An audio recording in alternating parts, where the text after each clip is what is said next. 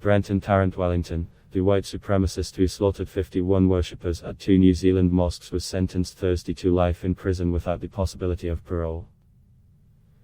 The judge imposed the maximum available sentence on 29-year-old Australian gunman Brenton Harrison Tarrant, the first time the sentence has been imposed in New Zealand. Judge Cameron Mander said Tarrant's crimes were so wicked that a lifetime in jail could not begin to atone for them. He said they had caused enormous loss and hurt and stemmed from a warped and malignant ideology. Your actions were inhuman, Mander said. You deliberately killed a 3-year-old infant as he clung to the leg of his father. At March 2019, attacks targeting people praying at the Lubomanoor and Linwood mosques shocked New Zealand and prompted new laws banning the deadliest types of semi-automatic weapons.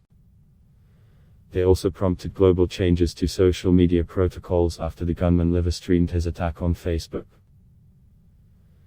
During the 4-day sentencing hearing, 90 survivors and family members recounted the horror of the attacks and the trauma they continue to feel. Some chose to yell at the gunman and give him the finger. Others called him a monster, a coward, a rat. Some sung verses from the Quran or addressed him in Arabic. A few spoke softly to Tarrant, saying they forgave him. Tarrant had earlier fired his lawyers and told the judge that he didn't wish to speak at the hearing. A standby lawyer appointed by the court told the judge that Tarrant did not oppose a sentence of life without parole. Tarrant in March had pleaded guilty to 51 counts of murder, 40 counts of attempted murder and 1 count of terrorism, reversing his earlier not guilty pleas. Prosecutors said Tarrant had flown a drone over the Lubomanoor Mosque and researched the layout as he meticulously planned his attacks. He arrived with 6 guns including 2 R-15s. Crown Prosecutor Mark Zarifa said he'd aimed to kill as many people as possible.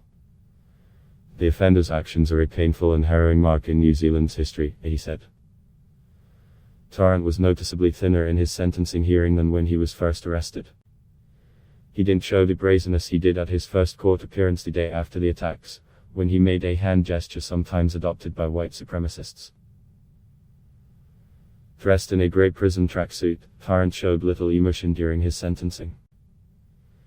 He watched the speakers, occasionally giving a small nod or covering his mouth as he laughed at jokes, often made at his expense. Sarah Kasem spoke Thursday during the 4-day hearing about her beloved father Abdel Fattah, who was killed in the attacks. All a daughter ever wants is her dad. I want to go on more road trips with him. I want to smell his garden-sourced cooking. His cologne, she said. I want to hear him tell me more about the olive trees in Palestine. My Bubba's voice.